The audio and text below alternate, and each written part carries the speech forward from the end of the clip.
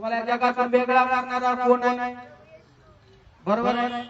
जर सेवा त्याची आहे तर सामर्थ्य त्याचं आहे आणि या जगातून त्याने तुमची आणि माझी निवड केलेली आहे आणि तो तुम्हाला आणि मला म्हणत आहे की तू आता एखाद्या आजाऱ्या व्यक्तीला बरं कर, पण ते बरं करण्याच्या अगोदर तू बरा आहे का चेक करावं. आमेन. हे फार महत्वाचं आहे. तू निरोगी आहे का ते पहिला पाहणं महत्वाचं आहे. कारण ही सेवा आहे. लोक आपण प्रभूच्या ऐकण्याने सेवा कार्य करतो कारण शरीर थकून जातं आहे ना, शरीर आजारी पडतं. पण जगातले लोक जे आहेत त्याचा विचार करत नाही.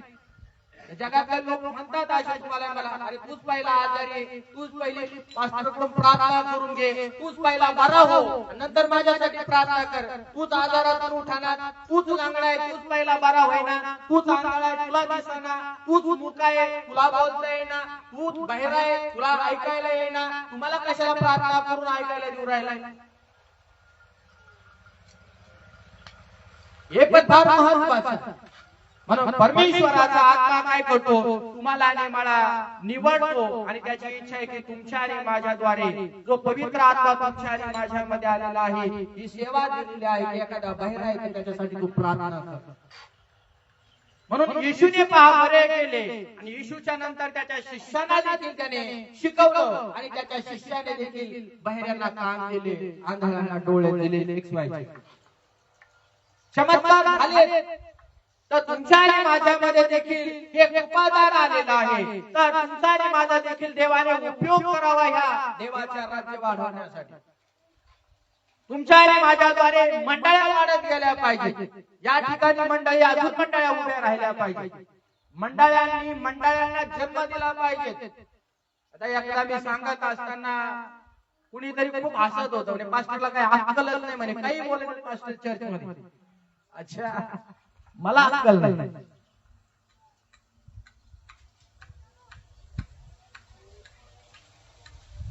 या लोकांना देवाचं वचन कळत नाही ना, म्हणून हे असे वागतात आणि असे बोलतात. ज्यांनी देवाला आपलं जीवनाचं समर्पण केलं ना, त्यांना कळतं की मंडळांना जन्म देणं काय आहे.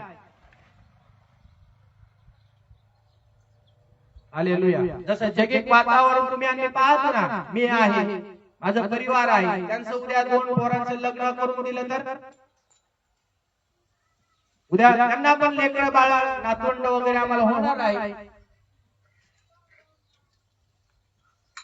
बरोबर. मग हे कसा जन्म कसा झाला?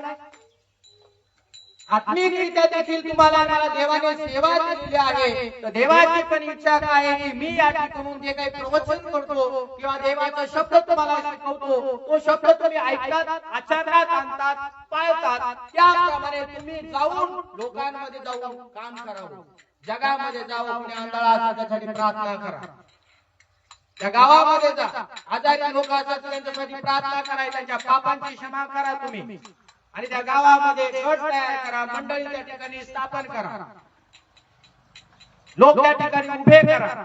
जर तुम्ही जाऊन त्या गावामध्ये चर्च नाही, कलीसिया नाही, मंडळी नाही, लोक नाही, तर तुम्ही त्यांना सुवार्ता सांगतात म्हणजे त्या लेकराला तुम्ही जन्म देतात. काय देतात? त्याला आत्मिक जीवनामध्ये तुम्ही जन्म देतात आणि त्याला देवाच्या राज्यामध्ये तुम्ही आणतात, असा त्याचा अर्थ होतो. आणि मग त्या गावामध्ये ती बाई विश्वासात आल्यानंतर ती चर्चला येऊ लागते. हळूहळू त्या घरामध्ये ती स्त्री प्रार्थना घेते, जिला तिच्यासाठी प्रार्थना केली देवाच्या राज्यामध्ये त्याला आणलं, तिला आणलं, ते घरामध्ये प्रार्थना घेऊ लागते. आणि त्या गावामध्ये एक लोक काय करतात, ती बाई बरी झाली मग ती शेजारी जाते सुवार्ता सांगायला, आणि आमच्या संध्याकाळी घरी प्रार्थना आहे तुम्ही या. मग ती काय करते, तिला सुवार्ता कळली, तिला देवाचं वचन कळलं, तिला सुवार्त्याचं दान कळलं, आणि मग ती काय करायला लागली, शेजारी पाजारी सांगायला लागली आणि शेजारी पाजारी लोक इथं येऊन बसायला लागले प्रार्थनेला. मंडळाला जन्म दिला तर मंडळी वाढत असते. इथं मंडळी गरोदर राहायलाच तयार नाही, आम्हीच उशिरा येणार, पास्टर मेंढर कसं काय वाढणार. येशू मसीह की हे फार महत्वाचं आहे. दाना जरी वेगवेगळी असली तर परमेश्वराचा काम करणारा जो स्पिरिट आहे, देवाचा आत्मा आहे, बायबल सांगतोय तो एकच आहे. वचन 7 मध्ये काय लिहिलं आहे? तथापि आत्म्याचे प्रगटीकरण सार्वजनिक हितासाठी एकेकाला तर आत्म्याचं प्रगटीकरण म्हणा शेजाऱ्याला, आत्म्याचं प्रगटीकरण विश्वासणाऱ्यांना, प्रत्येक विश्वासणारा जो चर्च मध्ये येतो, देवाच्या मंदिरामध्ये येतो, त्या प्रत्येक व्यक्तीला देवाने आत्म्याचं प्रगटीकरण दिलेलं आहे. काय दिलं आहे म्हणा? प्रगटीकरण दिलेलं आहे. बोला सगळ्यांनी, प्रगटीकरण दिलेलं आहे. आणि विश्वासणाऱ्यांना एक किंवा त्यापेक्षा जास्त दान देखील प्राप्त झालेले तुम्हाला मला कधी कधी पाहायला मिळतात.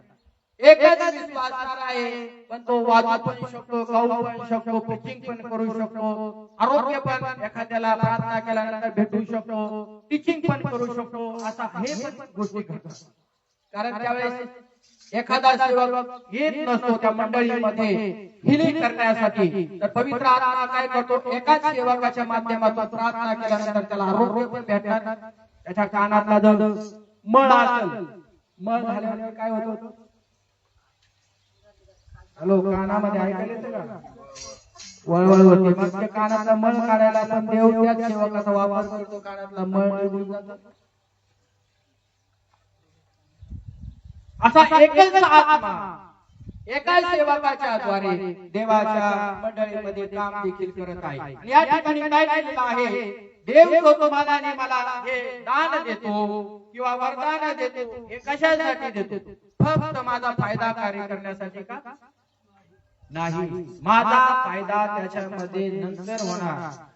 या ठिकाणी देवाच्या वचनामध्ये दिलेलं आहे, स्वतःच्या फायद्यासाठी ते दिलेलं नाही, तर कशासाठी दिलं आहे? बोला, मंडळीचा फायदा. मंडळी जेवढे लोक येते तुम्हाला त्याची काय करायची? उन्नती करायची, त्याची वाढ करायची. आणि दुसरा आहे, तुम्ही या समाजात जातात ना, मी या समाजात राहतो ना, समाजातल्या लोकांचा देखील तुम्हाला मला फायदा करायचा. हमें दुनिया में सबसे ऊंची है सेवा हमारी प्यारो, दुनिया में सबसे ऊंची है सेवा हमारी प्यारो, जीवन भी देंगे ऐसे सेवा में यारो, जीवन भी देंगे ऐसी सेवा में यारो. जे काही देवाने तुमच्यामध्ये दान टाकलेलं आहे, माझ्यामध्ये दान टाकलेलं आहे, म्हणजे देवाने तुम्हाला सेवा दिलेली आहे. काय दिलेली आहे? आणि सेवा फक्त माझ्या घरापुरती मर्यादित ठेवायची नाही.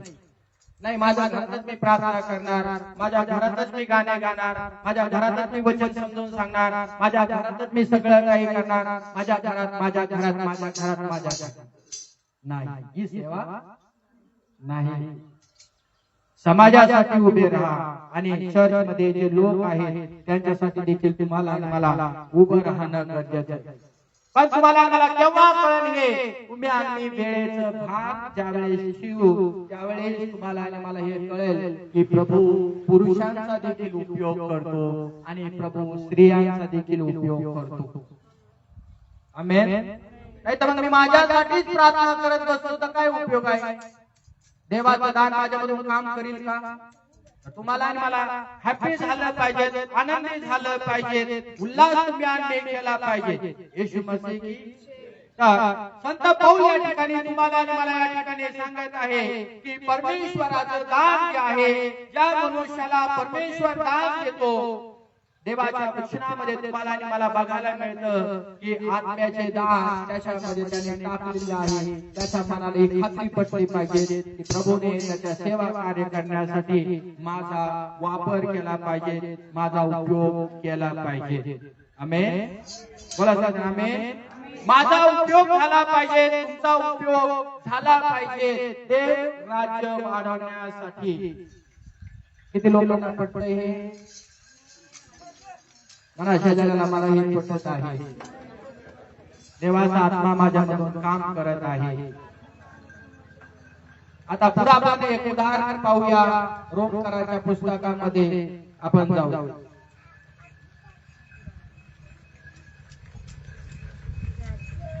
या 16वा अध्याय त्यामध्ये आणि पहिलं वचन वाचा काय लिहिलं आहे. किंक्रियातील मंडळीची सेविका आमची बहीण फिबी हिची मी तुम्हाला शिफारस करीतो. ऐकलंय सगळेजण? परत एकदा वाचा कोणीतरी. 16वा अध्याय पहिलं वचन. किंक्रियातील मंडळीची सेविका आमची बहीण फिबी हिची मी तुम्हाला शिफारस करीतो. आता तुम्ही आम्ही पाहिलं या ठिकाणी एक स्त्री आलेली आहे. तिचं नाव काय आहे? बघा, फिबी. फिबी या नावाचा अर्थ काय होतो? तेजस्वी. म्हणा सगळ्यांना तेजस्वी. आणि तेजस्वी नाव पण ठेवलं जातं जगामध्ये, है ना? तेजस्वी किती नाव छान आहे, पण त्या अर्थाप्रमाणे तिचं जीवन पण हवं. आमेन. तर त्यावेळेस परमेश्वराचा प्रकाश, परमेश्वराचं सामर्थ्य आमच्या जीवनावरती येतं, त्यावेळेस मी आज देखील तेजस्वी बनतो. या ठिकाणी या स्त्री विषयी लिहिलेलं आहे. आणि तुम्ही आम्ही पाहतो ही फिबी नावाची स्त्री जी आहे, फिलिप मंडळीमध्ये काम करणारी एक पास्टर स्त्री होती. आता खूप लोक म्हणतात स्त्रियांनी पास्टर बनायचं नाही. काही लोक विरोध करतात. स्त्रियांनी प्रीचिंग करायची नाही, स्त्रियांनी आराधना करायची नाही. कधी घरात मंडळी हे चालतो, स्त्रियांनी लुडबुड करायची नाही मध्ये पालकांच्या. पण त्याचा इतिहास वेगळा.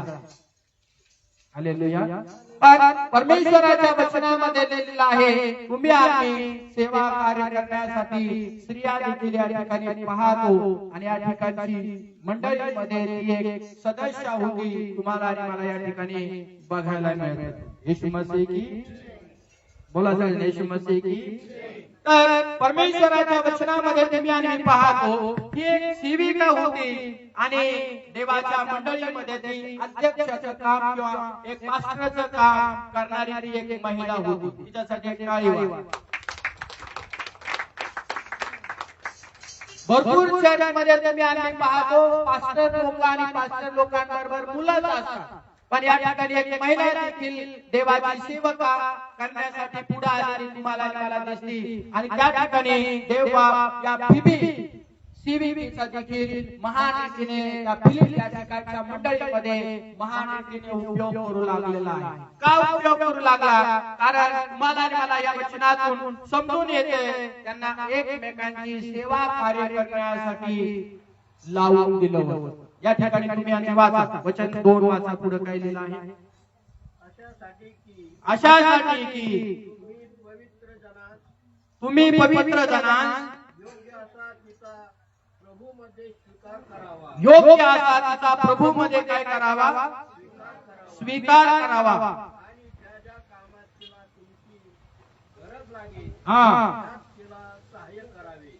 काय करावे? सहाय्य करावे, मदत करावी, असं तुम्हाला आणि मला देवाच्या वचनामध्ये बघायला मिळतं. तर एकमेकांची सेवा कार्य करण्यासाठी देवाची सेविका या ठिकाणी देवाने उभे केलेला आहे. आणि मग जी काही सेविका आपल्या मंडळांमध्ये येते किंवा दुसऱ्या मंडळांमध्ये जाते, काही लोक म्हणतात अरे महिला मंडळ कसं काय प्रार्थना करते, तिने कसं काय वचन सांगतात. पुढे बायबलमध्ये याचा अर्थ लिहिलेला आहे, पुढे वचन लिहिलेलं आहे, इथं दिलेलं आहे.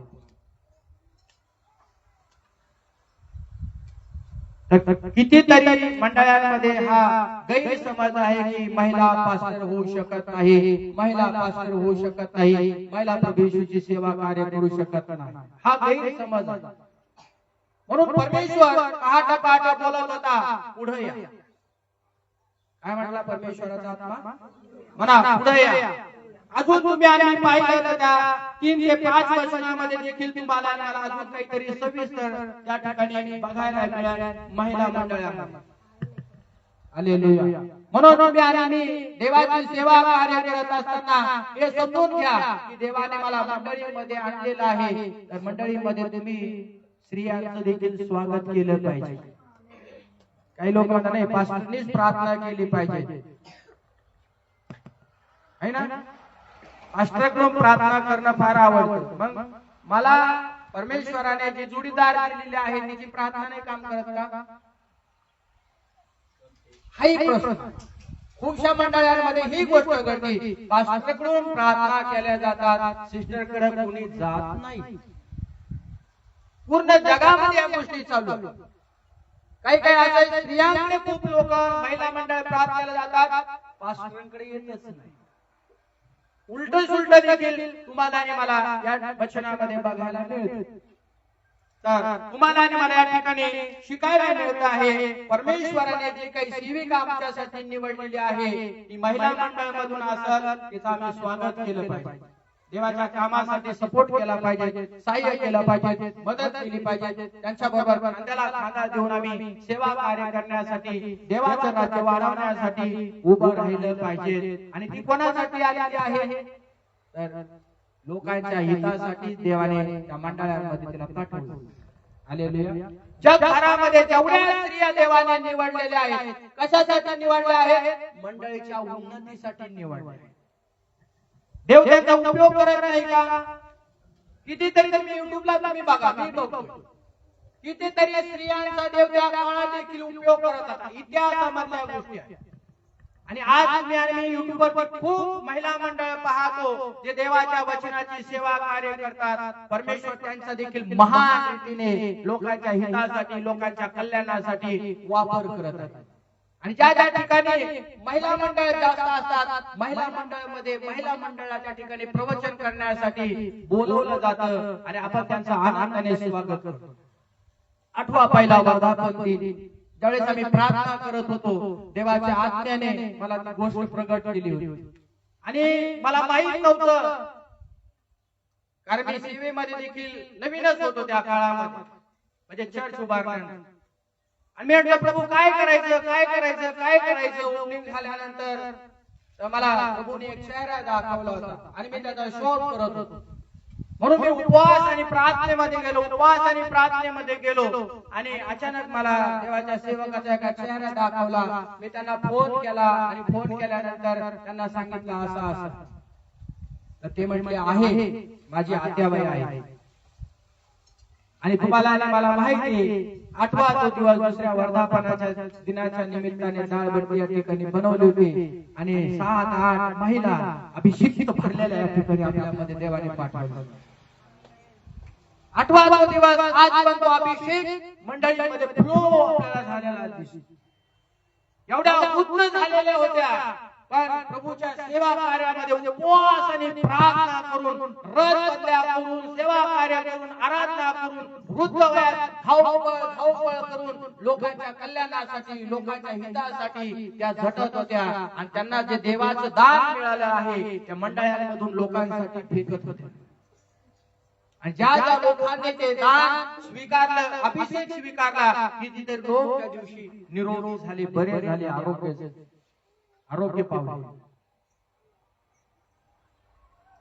का देव स्त्रियांचा देखील पवित्र शास्त्रामध्ये दिलंय, महान रीतीने उपयोग करतो. म्हणून आपण या ठिकाणी त्यांना बोलवलं पाहिजे. या ठिकाणी तिसरं वचन तुम्ही वाचलं, प्रिक नावाची एक त्या ठिकाणी एक जोडपं होतं. प्रिक आणि अक्विला हे विवाहित जोडपं होतं पवित्र शास्त्रामध्ये तुम्ही आम्ही पाहतो. आणि हे करिंथ शहरामध्ये पहिल्या भेटीला त्या ठिकाणी आलो. बघा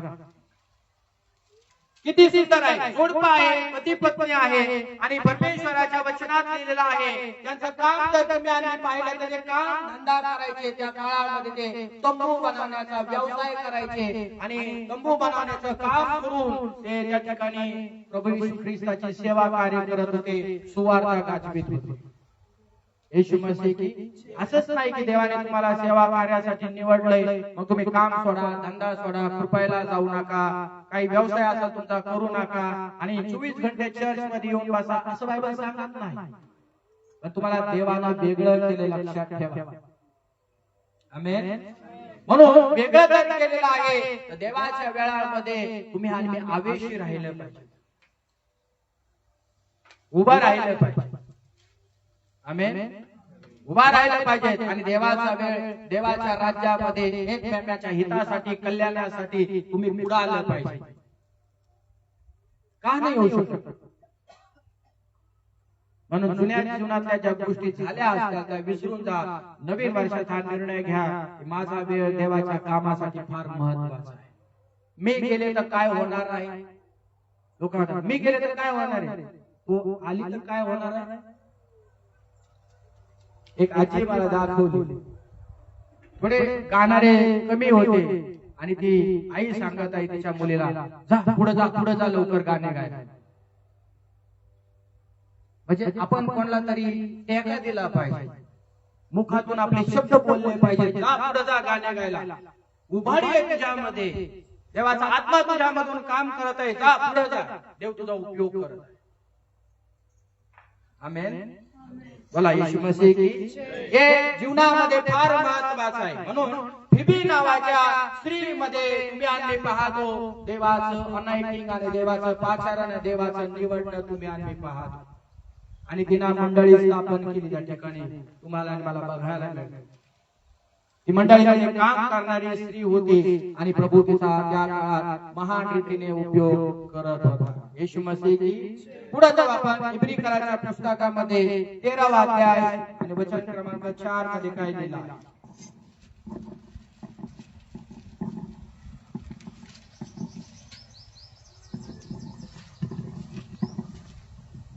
लग्न सर्वस्वीय आदरणीय असावे व अंतरून निर्दोष असावे, जार करणी व व्यभिचार यांचा न्याय देव करी. 13वा अध्याय 4 वचन. इब्री 13:4. वाचा. लग्न सर्वस्वी आदरणीय असावे लग्न सर्वस्वी आदरणीय असावं व अंतरून निर्दोष असावे. व अंतरून निर्दोष असावं.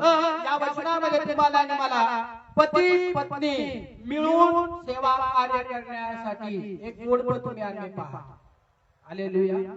असं म्हणू शकत नाही की आता पत्नीने घरी बसावं, भांडे घासायचे, धुणं धुत बसायचे आणि फक्त पास्टरने ज्या ठिकाणी यायचं आणि पास्टरने ज्या ठिकाणी प्रार्थना करायची, देवाचं वचन सांगायचं आणि त्याने कलीसिया चालवायची. अशा खूप ठिकाणी आहेत. त्यांच्या स्त्रिया तुम्ही आम्ही पाहिलं एक मंडळी खाली बसलेल्या असतील, नाही तर एक घरी असतील, ते कुठं त्यांना सेवा कार्य करण्यासाठी घेऊन जात नाही. आणि हे दुःखदायक आहे. परमेश्वराने या ठिकाणी तुम्ही आम्ही पाहिलेलं आहे की दोघा जणांना सेवा कार्य करण्यासाठी पाचारण केलेलं आहे. भेदभाव यामध्ये तुम्हाला आणि मला दिसत. जेवढा पुरुषाला देव त्याच्या गौरवासाठी, त्याचं राज्य वाढवण्यासाठी उपयोग करू शकतो, तसा त्याच्या पत्नीचा देखील उपयोग करू शकतो. म्हणून आज तुम्ही आम्ही पाहतो की ज्या ठिकाणी देवाचा सेवक एकटा उभा आहे त्या ठिकाणी काहीतरी कमी घटी तुम्हाला आणि मला सेवा कार्यामध्ये बघायला मिळते. पण जोडी जोडीने जात असतील, गावामध्ये, शहरामध्ये, कुटुंबामध्ये, परिवारामध्ये, तर त्या ठिकाणी त्या कुटुंबामध्ये जोडपं आल्यामुळे एक आनंद दिसतो, एक उल्हास दिसतो की बघा पास्टर आणि सिस्टर पण त्यांच्या बरोबर आहे, जोडीने येत आहे, जोडीने जात आहे, जोडीने सेवा कार्य करत आहे, जोडीने प्रवास करत आहे. दोघं जण नेहमी बरोबर असतात, कधी सेवा कार्याला एकटे येत नाही. जसं आजारी जर पडली असेल ती गोष्ट निराळी आहे, परंतु ती जर चांगली आहे तर दोघा जणांनी मिळून परमेश्वराची सेवा कार्य करणं फार महत्त्वाचं आणि फार गरजेचं आहे. त्याचा परिणाम देखील परमेश्वराच्या वचनात केला. देवाने दोघांना निवडलेला आहे, दोघा जणांनी मिळून सेवा कार्य करा.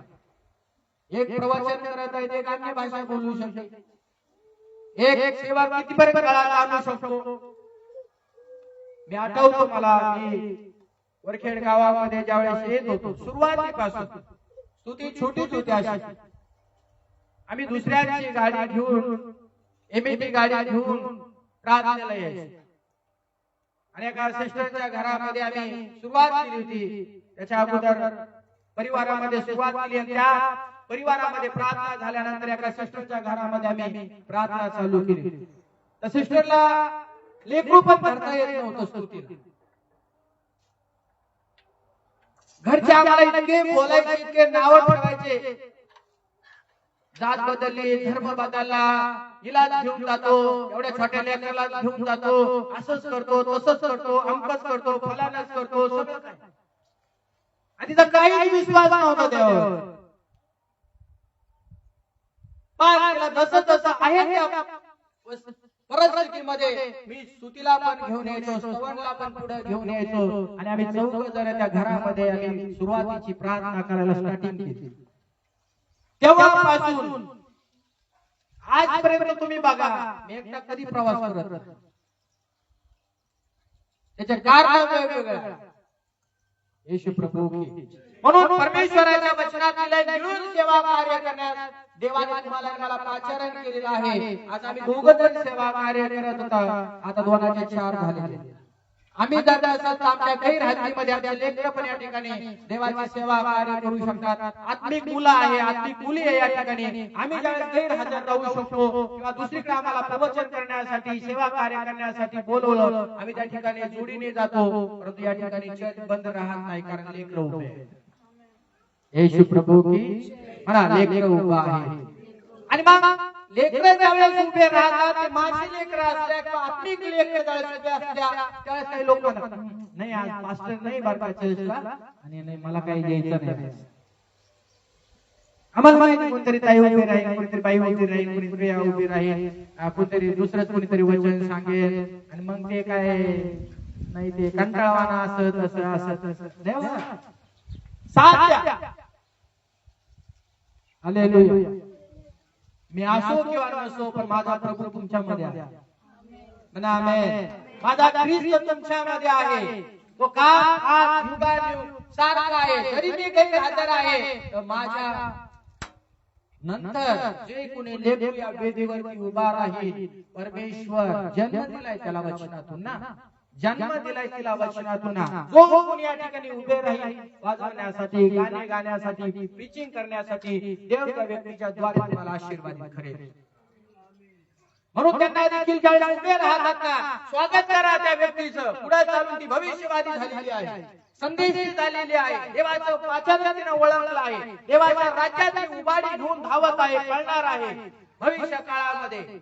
ज्यावेळेस ते लेकरू पुढे येईल, आनंदाने टाळ्या वाजा. प्रभू काय बोलणार आहे या व्यक्तीच्या द्वारे माझ्या संग बोल. आज मी वचन ऐकायला तयार. काही लोक म्हणतात नाही मला नाही जायचं, नाही नाही ते नाही आले ना, पास्टर नाही येतात, पास्टर नाही येतात, सिस्टर नाही येतात, नाही मग ते काय असं ते काय तसं. नेवा तुमच्या जीवनाची सेवा, तुम्ही ही प्रभूची सेवा समर्पण केली काय लक्षात ठेवा. आमेन. म्हणून कानाकडा करायचं नाही. बोलणारा शेवटी कोण आहे? त्याच्यामध्ये कोण आहे?